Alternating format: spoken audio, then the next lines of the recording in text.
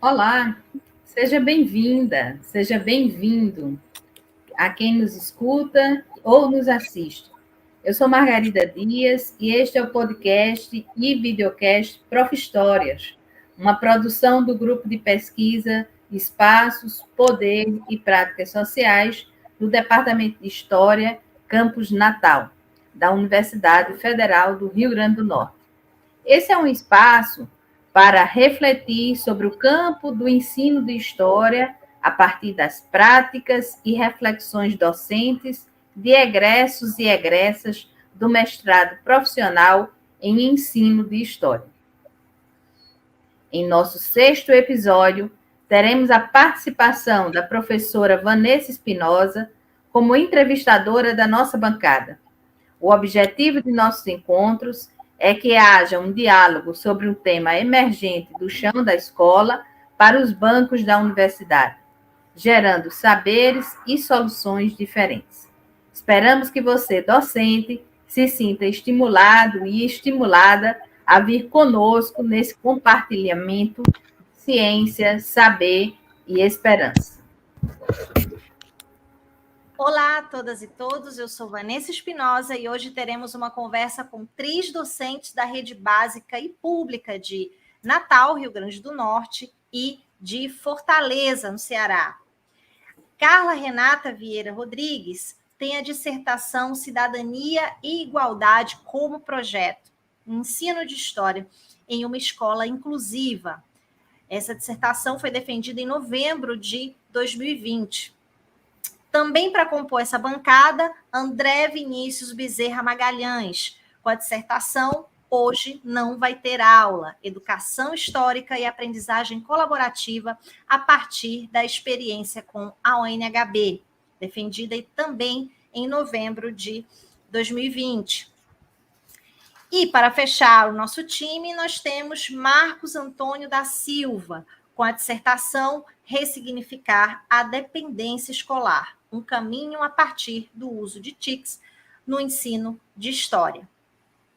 Portanto, o tema desse episódio é ensino de história e soluções para novos formatos. Muito grata pela presença de todas e todos vocês. Caso você que nos ouve e nos vê queira saber mais sobre tudo que nós falamos aqui, sobre cada título, não se preocupa. Está lá na descrição desse episódio, desse videocast, todos os trabalhos linkados. Vamos conversar, então, com a nossa bancada. Vamos começar com as perguntas. Primeiro, além de agradecer, dizer que é uma honra a gente estar conversando com mestres e mestra que estão pensando novos formatos para o ensino de história. E queria que vocês comentassem rapidamente para apresentar para as pessoas qual foi a produção didática que vocês pensaram e finalizaram aí para apresentar como artefato no Prof. História. Vamos começar, então, com a Renata Vieira. Obrigada. Queria também agradecer essa oportunidade. A minha produção, são sequências didáticas, 6 propostas didáticas, contendo cada uma delas uma metodologia específica, leituras complementares, materiais necessários e uma dica de como eles podem saber mais. No caso, é um material para formação de professores, voltados para os professores do 6º ano, que debate alguns temas dentro das escritas históricas, né, principalmente aí dentro das civilizações antigas, e que a partir desse material a gente vai debater alguns conceitos de permanência, conceitos de ditadura da beleza, a partir desses espaços que nós vamos comentando a partir das escritas e dos diversos tipos de linguagem. Uma forma de tornar essa história mais inclusiva e mais abrangente a todos os públicos. Maravilha. Marcos Antônio, qual foi a produção didática que você entregou para nós? Ok, então, assim como Renato, começar agradecendo pelo convite, né? É sempre uma satisfação, né? Reencontrar colegas, né? A gente não é da mesma turma, mas principalmente André, a gente se encontrou bastante por causa que nós compartilhamos orientação, né? Orientadora, a professora Margarida, né? E Vanessa, que a gente está sempre aqui tocando o barco junto, né? Foi com ela que nós construímos nosso trabalho, tá? E quando eu digo nosso trabalho, é literalmente nosso trabalho. A gente propôs, né, um curso de ensino de história, de ensino híbrido de história, voltado para alunos de primeiro ano do ensino médio, alunos que estão numa condição muito específica, que era na condição de estar independência na disciplina de história, né? O nosso produto, então, ele se desmembrou em 2 subprodutos. Um foi um e-book, no qual nós colocamos lá o nosso planejamento de um curso até relativamente extenso, né, com 80 horas 80 horas aulas de duração, o que equivale a mais ou menos o que um aluno tem de carga horária de história, um aluno do ensino médio, durante um ano inteiro, né? A gente dividiu em 5 módulos e que ficasse similar mais ou menos à ideia seria 4 bimestres, né? E também um dos subprodutos desse artefato pedagógico foi uma sala de aula virtual, né, no Google Classroom, onde a gente também colocou lá materiais, colocou propostas didáticas, enfim, foi também um espaço de interação, né? Eu sou professor da educação básica do estado do Rio Grande do Norte, trabalho na cidade de Caicó, na escola chamada Calpurnia Caldas de Amorim, escola ECAM, né, que é um nome que vocês vão ouvir falar bastante aqui hoje, né, que tenho, inclusive, muito orgulho de participar, de fazer parte dessa escola. Legal, e foi bom porque ele já deu aqui para a gente uma dica da escola que ele está trabalhando, uma escola pública de ensino médio. Vamos também recuperar essa informação com a Renata, e aí já vou dar deixa aqui para o André Vinícius contar sobre sua produção didática. Então, primeiro também saudar a todos, dizer do prazer de estar aqui a exemplo dos colegas, reencontrando muitos amigos, né, e poder falar desse trabalho que a gente fez com muito carinho aí para poder talvez apresentar uma solução, uma proposta para um problema que a gente encarou, que foi o desafio de produzir material para o novo ensino médio numa escola de tempo integral, que é o lugar de onde eu falo a partir da produção do meu produto. Esse produto didático que a gente construiu, ele também se divide em 2 partes. Talvez o material mais significativo, sem dúvida, seja um e-book, mas a gente publicou também uma ementa com uma descrição detalhada da proposta de disciplina eletiva, que faz parte da base curricular diversificada do ensino médio integral, e ele foi publicado no catálogo de disciplinas eletivas da SEDUC do estado do Ceará.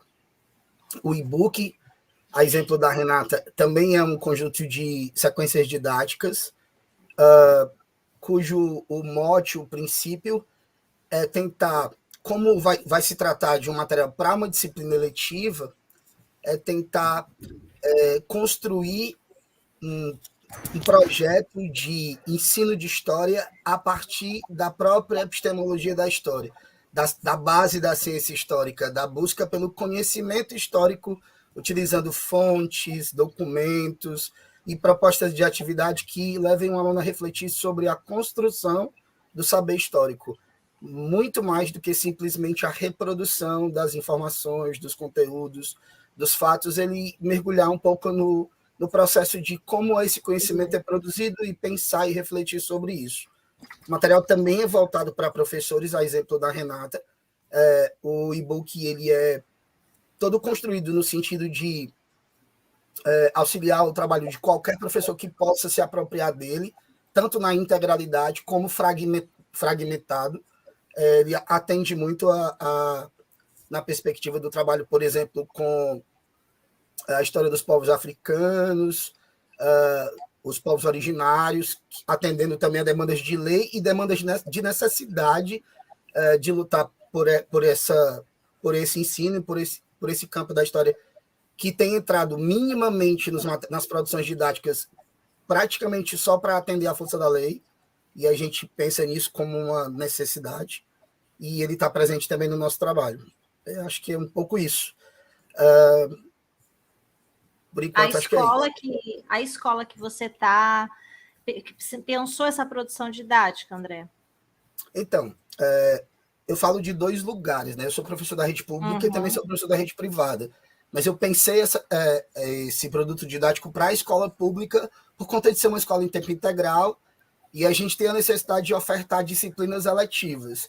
E aí, como o próprio nome diz, a disciplina tem que ser eleita, tem que ser escolhida. E para ela ser escolhida, ela tem que ter significado.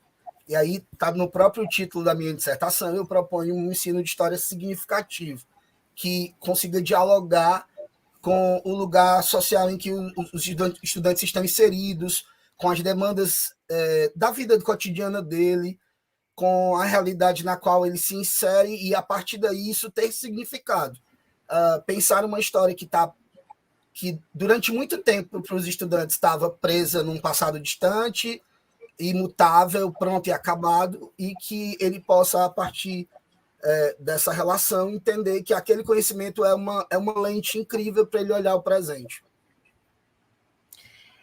Renata, qual a escola que você pensou essas sequências?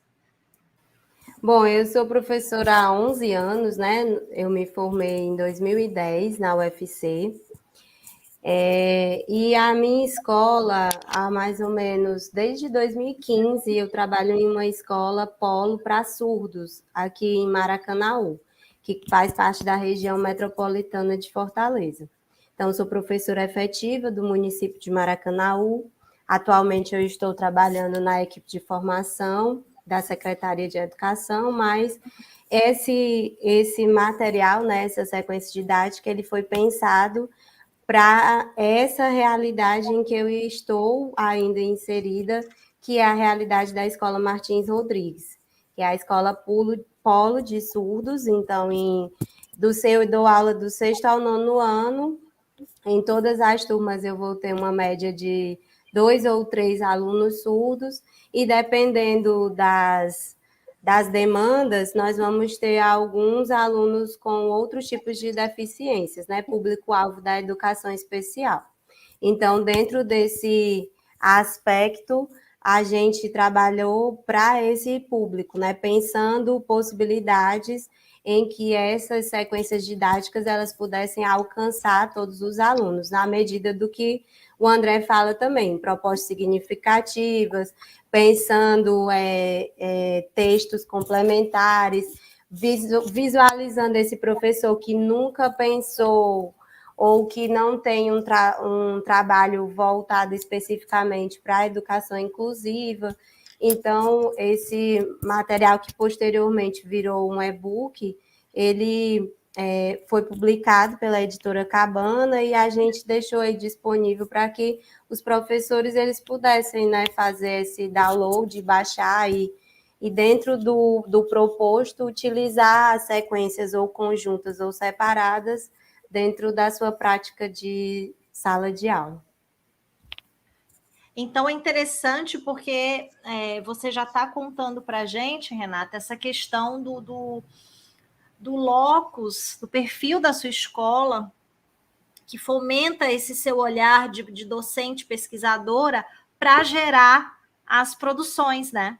E vou aproveitar, então, esse contexto e essa espécie de justificativa que a gente começa a entender mais como foi essa sua produção, também para o Marcos. Qual é o contexto que essa ECAN, né, que você já trouxe aqui, essa escola pública, ela revelou para gerar essa produção, Marcos? Ok, exatamente. E aí tem tudo a ver com Prof. História, né? E você, Vanessa, testemunha disso, e depois professora Margarida também. esse problema da dependência, eu estou usando aqui dependência, o termo progressão parcial, né? Esse problema da dependência, ela é uma realidade que atinge, assim, pelo menos assim, na ECAM, como uma escola grande aqui no estado do Rio Grande do Norte, uma escola que, na época, em 2019, quando fiz o levantamento, tinha mais de 1.200 alunos, e, como eu disse, é uma escola grande para o nosso padrão, talvez seja pequena para outras cidades maiores, outros estados mais populosos. Lembrando que Caicó tem o quê? 80 mil habitantes, né? Menos de 80, né? 70 acho que e nem alguma... chega, então é bastante gente mesmo. Isso. E aí, veja bem, e números gritantes, né? E eu lidando com esses números e muito incomodado com esses números de alunos em dependência e tendo que assistir, mas o que me incomodava mais do que propriamente a questão dos números era mesmo a questão, de certo modo, de uma zona de conforto muito grande e que as pessoas lidavam com essas realidades, mas era uma realidade que eles não sentiam necessidade de mudar, né? E quando eu entrei no Prof. História, eu entrei com um objetivo muito claro. Eu digo, eu vejo o Prof. História como uma formação. Eu estou indo para o Prof. História porque eu quero ser um professor de História melhor, né? E aí eu tive uma conversa com Vanessa e eu disse, Vanessa, olha, eu tenho interesse de estudar sobre isso, mas eu tinha muita dúvida se isso seria um objeto de estudo, de um mestrado, etc. e tal. E aí fiquei muito feliz, né? E ela é testemunha disso, porque ela ficou... É isso aí, Marcos. É exatamente isso aí. E depois, mais na frente, pagando essa pergunta, a professora Margarida foi que confirmou, e principalmente eu passei a entender o que era o Prof. História, né? Então, o problema era esse, né? Era essa questão da dependência, do número muito grande, mas principalmente do silêncio que se fazia sobre esses, e eu vou usar a expressão excluídos, porque eram alunos que estavam integrados como aluno regular, mas que estavam excluídos na dependência. E excluído em que sentido? No sentido de não ter direito à dependência? Não. Excluído no sentido de ter uma dependência meio que não faz de conta, onde não se estava preocupado, de fato, com gerar um aprendizado, né? Então, era uma formalização, era para formalizar a situação daquele aluno, para que ele tivesse uma nota, para que no final do ano ele pudesse progredir no estudo. Mas a preocupação não havia com essa aprendizagem. Então, era isso que me incomodava, foi isso que me incomodou, foi isso que eu levei para frente e que fiquei muito feliz quando eu percebi que a universidade acolheu isso, entendeu? Isso como um problema, que era um problema que eu achava que era meu, mas, na verdade, era um problema científico, era um problema do ensino de história, né? Então, foi isso que me motivou inicialmente. Ótimo. E o André escolheu, como ele disse, né, que tem uma atuação na rede pública e privada, ele escolheu a escola pública, justificou para a gente, né, a importância do formato, de pensar um ensino integral, mas aí, tipo, por que ele, né, construiu uma eletiva, né? Claro que tem aí o lado bônus, que é essa possibilidade da aprendizagem significativa, de ele construir enfim, com a realidade dele, o que ele trouxe para nós aqui de produção. Mas aí, por que essa solução, André? Então, o ensino médio, o novo ensino médio, né, ele propõe uma parte do currículo como currículo comum, né, que é a base comum curricular, e a base diversificada. Na base diversificada se inserem as disciplinas eletivas. Na base curricular comum, você tem como é que eu posso dizer? Você tem uma limitação, né, do que você pode trabalhar e do como você pode construir uma disciplina que é com base nos conteúdos formais, né? E numa disciplina eletiva você tem a possibilidade de construir percursos temáticos, de trabalhar de modo menos cronológico, construir experiências com base em problemas que são demandas dos próprios estudantes. Vanessa, inclusive, durante a orientação, me colocou uma questão necessária, de só para você construir a disciplina, você precisa primeiro sondar com os estudantes o que é importante para eles. Quais são as demandas deles do ponto de vista do conhecimento cultural, social, enfim, dos diversas formas de conhecimento, e a gente fez sondagens para isso, né? Utilizando, inclusive, alguns instrumentos das TDICs, né? Enfim, formulários, etc., para coletar quais eram as demandas e quais eram as questões do mundo que eles não compreendiam corretamente ou sobre as quais eles tinham mais curiosidade ou queriam mergulhar, aprofundar, e a partir do conhecimento histórico, da lente da história, assim, utilizando a ciência histórica como uma lente para enxergar melhor o mundo, como um recurso, como uma ferramenta de leitura do mundo, de compreensão do lugar onde a gente está inserido e das coisas que acontecem ao redor da gente, a gente foi montando uma disciplina eletiva a partir dessa realidade. Então, essa foi a proposta. Muito bom. Tem uma coincidência aí E acredito que essa lógica também permeia o trabalho de Renata, que os dois pensaram trabalhos nessa mesma perspectiva de fazer uma relação com a aprendizagem histórica. Inclusive, o Marcos construiu explicitamente um circuito, né, dos passos que seriam interessantes eles passarem. Isso cruza um pouco com o André, que também pensou em várias formas deles fazerem meio que um circuito, né, investigar, entregar alguma questão para que eles fossem atrás das fontes, ou então entregavam uma provocação, né, a partir das plataformas como o YouTube e outras, e a partir disso eles irem construir suas narrativas, né? E aí, nesse sentido, Renata, como que foi para você, como que você avalia que nessa formação que você pensou, você estimulou também esse movimento por parte dos professores no espaço escolar?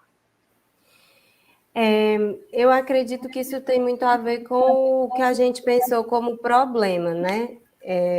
Eu vindo dessa realidade da escola inclusiva, eu imaginava que isso não era um problema para a história, né? Primeiramente, não, eu estou fazendo a educação, né? Eu estou no campo e na área da educação.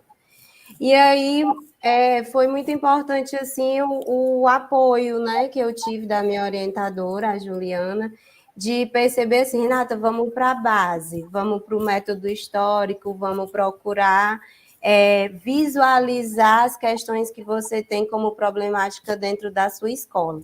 E aí a gente fez esse questionário, um questionário contendo 16 questões que foram respondidas por 325 estudantes, na época todos meus estudantes, né, do 6º ao 9º ano, e a partir desse questionário, contendo algumas questões sobre a disciplina, sobre a finalidade do ensino de história, questões de sociabilidade, né, dentro e fora de sala de aula, a gente foi visualizando um problema de comunicação, um problema de linguagem, um problema de relacionamento associado ao ensino de história também.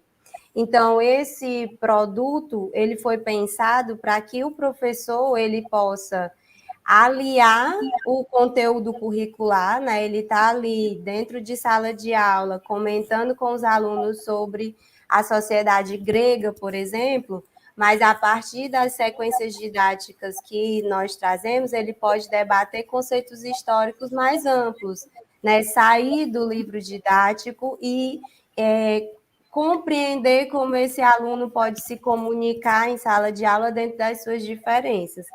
E aí a gente debate dentro dessa proposta ditadura da beleza, a gente traz algumas leis, porque, assim, a dissertação, ela é baseada principalmente, eu fiz um conceito teórico do que é a educação inclusiva, do que é a educação especial, de quais são as leis dentro do nosso país que vão demandar esse processo. Fiz a análise desses questionários, expliquei a minha experiência enquanto professora, né, que seria a base para que esse projeto pudesse ser colocado em prática. Então, a partir dessas linguagens, desses diversos tipos de linguagem e fontes e documentos que a gente traz dentro das sequências didáticas, dentro do e-book, esse aluno ele vai no caso do que eu estou comentando, né, na sequência sobre a escrita grega, ele vai debater quem era que tinha acesso a essa escrita, que tipo de escrita era feita, né? Ele vai debater conceito de beleza, né? Por que que existe essa ditadura da beleza? Por que que o belo dentro da sociedade grega era assim e atualmente será que ainda é ou não?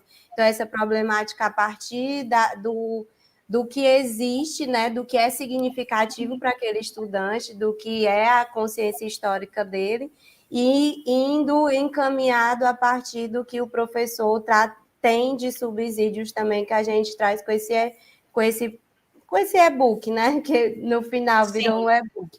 Então, aí a gente também vai debater um pouco sobre questões de como a sociedade entende as diferenças, né? Dentro lá de Esparta, nós tínhamos algumas questões com pessoas com deficiência que, se não estivessem dentro do padrão, eram jogadas fora da sociedade. Então, esse aluno, ele também vai debater esse processo de inclusão dentro de sala de aula. Será que eu vou ser igual ao outro? No que eu posso ser diferente? No que eu posso ajudá-lo? Então, é partir do currículo mesmo, né? Partir da sala de aula, do livro didático, porque que a gente também utilizou o livro didático como base, mas visualizar uma história mais significativa, visualizar uma história que tem a ver com a minha vida também, né? Não somente aquilo ali que está escrito por alguém dentro de um livro, mas que eu também posso trazer para o meu dia a dia, assim, para a minha vida. E nesse caso, temas que poderiam ser considerados muito difíceis de conseguir fazer conexões, a Renata traz com uma tranquilidade, né? Assim, isso é muito bom. A pergunta é essa, assim, para os três, né? Que eu acho que vocês, quem está ouvindo a gente, vendo, já meio que já tem a resposta, porque é muito, muito evidente. Por que esses formatos? Por que esses formatos funcionariam para vocês e não outros? Por que você acha, André, que esse formato funcionaria e não outro para responder? Então, até falando um pouco, o título da minha dissertação, ele brinca um pouco com isso, né? Ele diz que hoje não vai ter aula, né? E isso é uma coisa que eu ouvi durante muito tempo. Isso fazia parte da minha prática, construir modelos de aula, padrões de aula não padrão, né? Então, eu sempre me incomodei com essa aula centrada no professor, detentor único e exclusivo do saber, essa aula professoral, né, essa aula palestra. Isso me incomodava, porque eu tinha consciência de como isso gerava dispersão, desinteresse, superficialidade, falta de envolvimento. E o formato da eletiva ele já parte de uma situação que é muito privilegiada, que o indivíduo escolheu cursar aquela disciplina. Então, ele olhou para o cardápio e disse, isso aqui me parece interessante. Esse é o ponto 1. O ponto 2 é que as propostas de atividade que a gente planejou, elas tornam, além de mais prazeroso, mais significativo e extremamente melhor para aplicar isso no cotidiano. Eu poderia citar alguns exemplos. Logo no começo do nosso e-book, a gente trouxe um texto, que é um texto da literatura, que é o texto do lixo. O autor agora me foge, mas ele fala de um diálogo de um casal que se conhece dentro de um prédio, numa zona urbana, e começam a discutir sobre o seu lixo. E quando a gente pensou em usar essa fonte, que é uma fonte da literatura, e a gente já discute aí, por exemplo, a relação de história e literatura, né, porque tem sempre teoria por trás, eu escolhi o texto para tratar o conceito de evidência histórica, que para mim é fundamental que o estudante comece qualquer curso de história entendendo que a história não é construída a partir dos nossos desejos, vontades, crenças, e sim a partir de evidências, que ela é uma ciência, certo? Então, trabalhar o conceito de evidência histórica a partir dali, e com uma série de perguntas geradoras, aí dialogando com a ideia de palavras geradoras do Freire, com uma série de perguntas geradoras e provocando os meninos para ver o que eles conseguem descobrir de um texto que não diz tudo, mas que traz inúmeras evidências. E que é essa a realidade do cotidiano do historiador.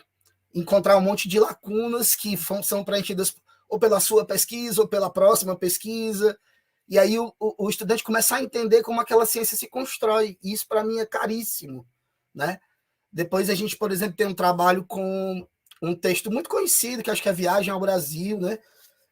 Que é o diálogo entre o Tupinambá e um europeu, e nesse diálogo eles discutem, por exemplo, valores extremamente diferentes, né? Em que o Tupinambá questiona o europeu a necessidade de passar por tudo aquilo que ele descreve ter passado para chegar ao território do que hoje é o Brasil, para levar um monte de madeira que ele acha que é para ser lenha, e aí o europeu diz, não é para ser lenha, é para tirar tinta, e tem um homem lá muito rico que compra tudo que a gente conseguir tirar, e ele questiona, por exemplo, se esse homem é imortal, porque não vê sentido acumular tanta riqueza.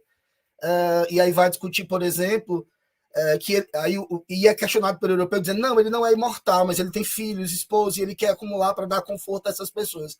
E aí a sabedoria do Tupinambá diz que, olha, eu também tenho filho, esposa, e os amo da mesma forma, mas tenho certeza que a terra que me nutriu também o nutrirá. E a gente vai discutir aí diversidade, pluralidade cultural, a gente discute conceitos de etnocentrismo, né? Enfim, todo o trabalho produzido ele é temático, ele é construído através de sequências didáticas, sempre com fontes, e sempre com provocações para que o estudante consiga ele próprio construir o conhecimento, trabalhar em equipe de modo colaborativo, entender o papel da pesquisa na produção do conhecimento, ao longo do tempo entender como ele consegue, por exemplo, validar conteúdos, não validar, entender a metodologia da construção do conhecimento científico, e a gente foi, a partir dessas sequências didáticas, ao final de cada uma delas, construindo algo concreto, produzindo algo que pudesse ser partilhado, publicizado, utilizando, inclusive, as ferramentas digitais. Então, a escolha desse formato se dá porque, no formato do ensino regular tradicional, a gente é muito engessado por prazo, prova, e um cumprimento de uma série de questões de ordem burocrática que não nos permitem essa liberdade. Excelente. Por que esse formato, Marcos? Essa pergunta, eu acho que ela é fantástica, né? Mais uma vez, ela me fez, está perfeito estar aqui hoje com vocês, porque está me fazendo reviver 2 anos de Prof. História, né? Eu penso que o que a gente está fazendo aqui é uma coisa para quem já saiu do Prof. História, para quem está no Prof. História, e talvez até para que se possa convencer quem ainda não se encorajou a entrar no Prof. História. Né? E o que isso tem a ver com minha resposta? Porque uma coisa muito comum quando a gente ingressa no Prof. História é achar assim, ter um produto, né? Ter um produto, mas não tem um problema, não tem uma realidade para enfrentar. Né? Por que eu estou dizendo isso? Eu vou usar assim, o formato do meu produto não foi meu. O formato do meu produto foi minha pesquisa, foi meu problema, foi minha realidade que demonstrou. Um exemplo. Eu falei lá anteriormente que eu propus um curso. Né? Poderia propor, André, uma disciplina eletiva, certo? Que teria duração de 1 semestre, ou poderia ter... Enfim, por que um curso?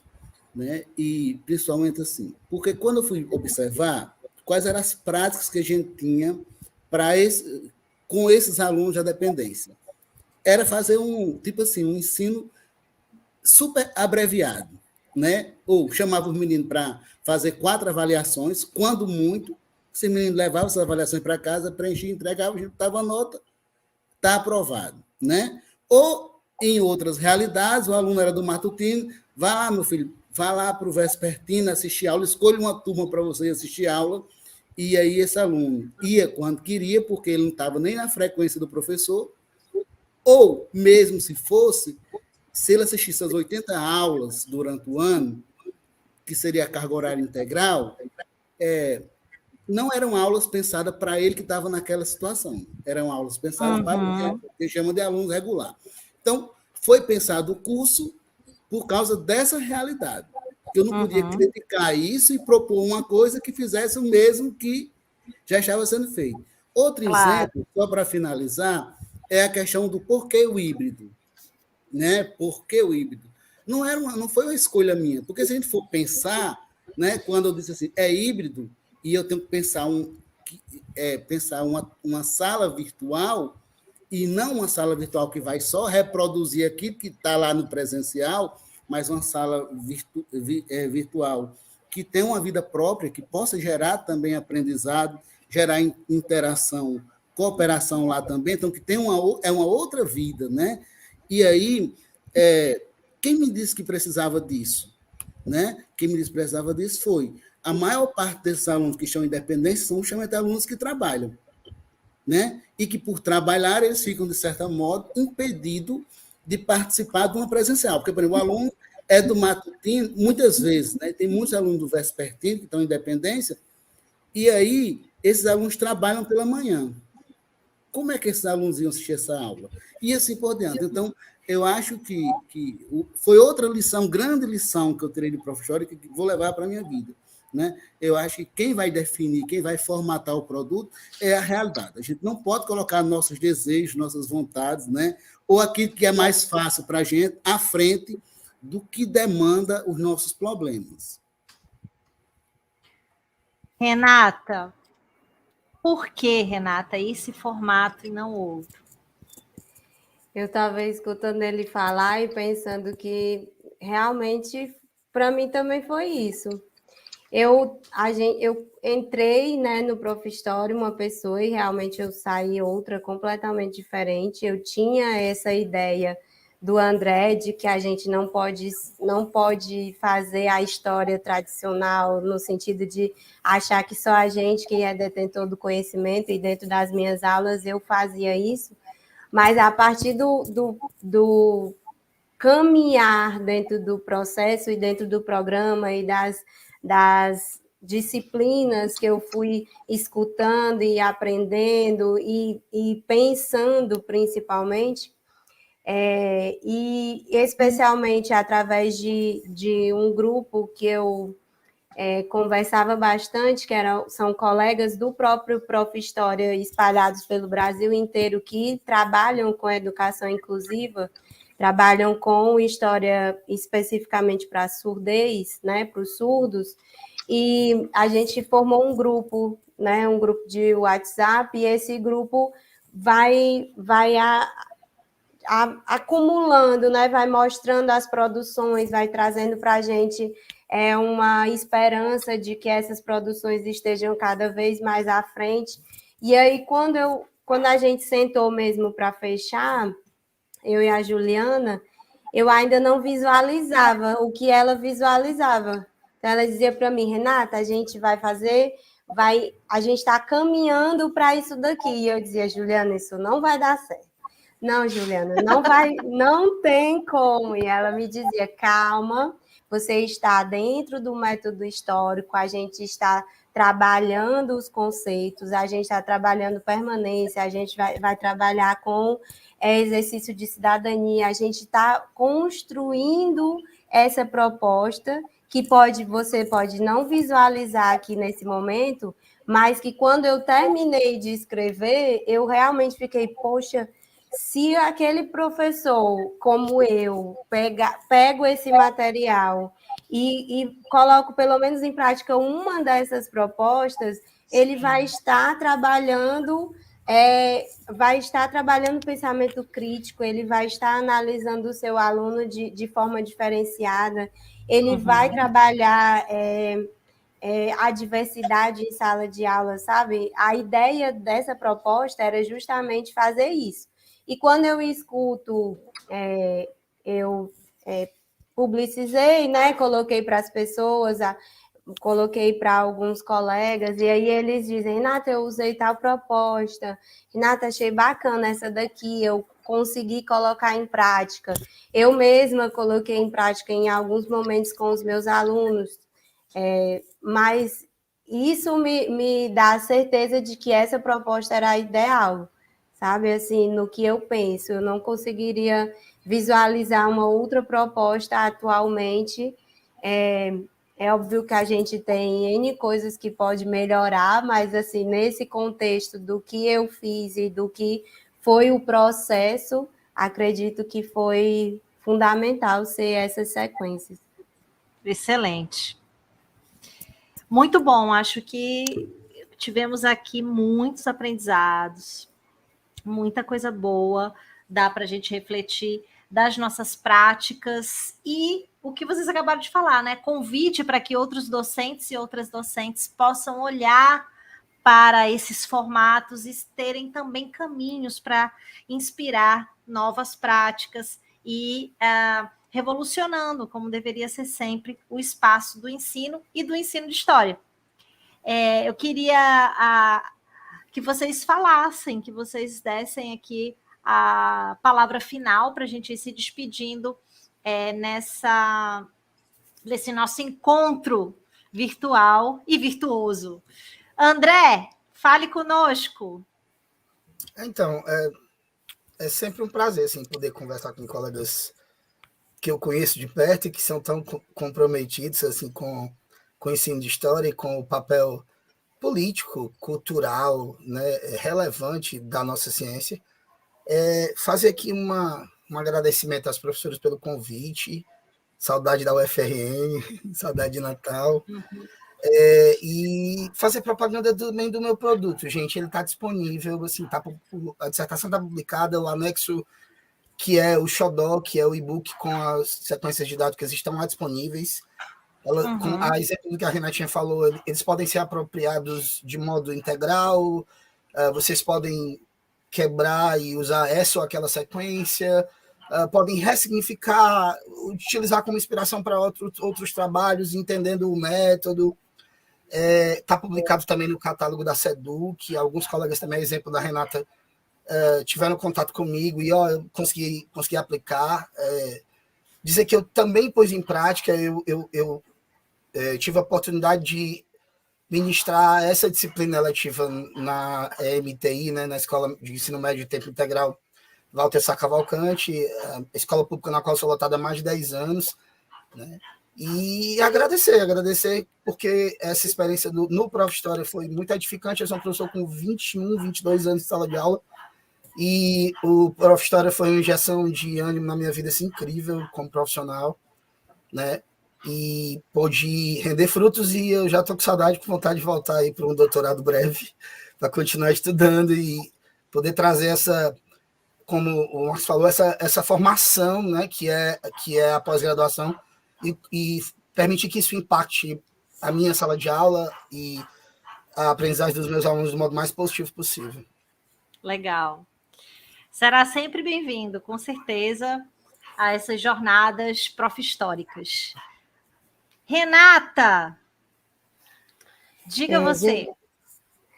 Gente, eu queria realmente agradecer e dizer que eu amo mesmo esse programa.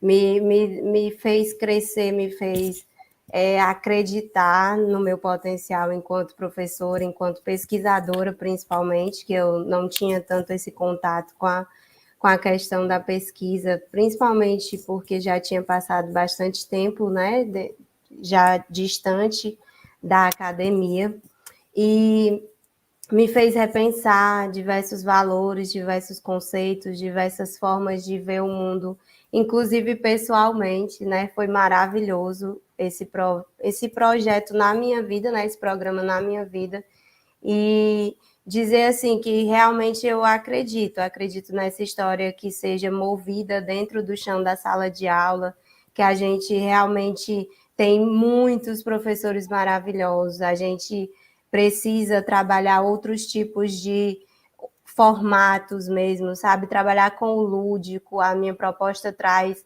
a gente usar argila, a gente utilizar uma interdisciplinaridade com a arte, com a geografia, com a religião, com a língua portuguesa. Então, é uma proposta interdisciplinar, mas é uma proposta principalmente integradora, né? Na ideia de que o ser humano, ele é assim, a gente não é separado da nossa sociedade, a gente não aprende só uma coisa, pelo contrário, a gente é diverso, e essa diversidade faz nós sermos tão lindos, né? Tão plurais. E por que não está dentro do ensino de história? E por que não está no espaço escolar, né? Essa é a riqueza desse trabalho da Renata. Então, muito obrigada a vocês por me chamarem, por me convidarem, e sempre que precisar, estarei aqui. Também estou com saudade demais de vocês, da universidade, dos meus colegas, até das viagens. Nossa, realmente está com muita saudade. Marcos, diga você. Tá, então, começar, né, agradecendo novamente, né, pelo convite e manifestando aqui minha alegria, né, por esse reencontro, por as memórias, né, a gente está aqui calado, ouvindo, mas revisitando um passado, no meu caso até recente, mas um passado que eu vou levar para a minha vida inteira, né? Bom, o que eu teria como consideração final é dizer o seguinte, o que eu penso como formação, né? Eu penso que a formação ela acontece de um professor de história em todos os espaços, né? No espaço acadêmico, no espaço escolar. Eu aprendi no Prof. História e vou levar essa gratidão para sempre, que, principalmente assim, a valorizar ainda mais o chão da escola, né? É uma palavra muito em uso, mas que enfim, mas não é demagogia, né? O Prof. História, que eu imaginava que seria um desafio muito grande, porque eu não tinha capacidade, por ser um professor da educação básica, me mostrou que, na verdade, a riqueza da minha formação tá lá no chão da minha escola, né? Outra coisa que eu queria considerar para finalizar é que quem me conhece sabe que eu sou uma pessoa muito paciente, né? Muito paciente mesmo, assim, chega até a gerar uma sensação de passividade, ele é passivo demais, ele aceita pancada, tudo, mas eu vou usar a palavra resiliente. São pessoas que não desviam dos problemas. O que eu não gosto eu não me sinto capaz de resolver todos os problemas do mundo. Eu abracei esse problema da dependência na escola, levei ele para o Prof. História, para trazer do Prof. História mais elementos para me enfrentar esse problema na realidade, né? E desde o dia que eu fiz a minha defesa, que foi em dezembro do ano passado, né, dia 15 de dezembro do ano passado, eu tenho lutado, tenho mantido essa luta para tentar mudar essa realidade. Uhum. Você tá satisfeito? Não, né? Mas a gente tem lutado diariamente, permanentemente para isso, né? Por esses alunos e principalmente pelo ensino de história, né? Porque a gente não teve muito tempo de falar aqui, mas eu queria também deixar muito claro que o nosso trabalho teve como foco essa questão do ensino de história, que seja significativo, que possa, inclusive, ressignificar a maneira de se ensinar a história, né? E, nesse aspecto, então, eu finalizo dizendo isso, né? Que muito feliz mesmo por ter participado desse programa, por ter encontrado essas pessoas, muito feliz também por ter me reencontrado como professor de História na educação básica, né? Então, era isso, e até o próximo encontro. Então, vamos ficando por aqui. Agradeço a participação de cada um de vocês nessa conversa, que foi importante, foi necessária para o campo do ensino de História. Até mais. Este foi o episódio 6 de podcast e videocast Prof. Histórias. Contamos com a edição de áudio de Gustavo Nalva, arte de Vanessa Espinosa, apoio técnico de vídeo de Daniele Silva e edição de Vivian Pereira. Para mais informações, acesse o site cchla.ufrn.br/pnld/ na aba Laboratório de Produção e Referência de Materiais Didáticos. E na nossa rede social, no Instagram, @grupo EP PS. Até a próxima. Tchau.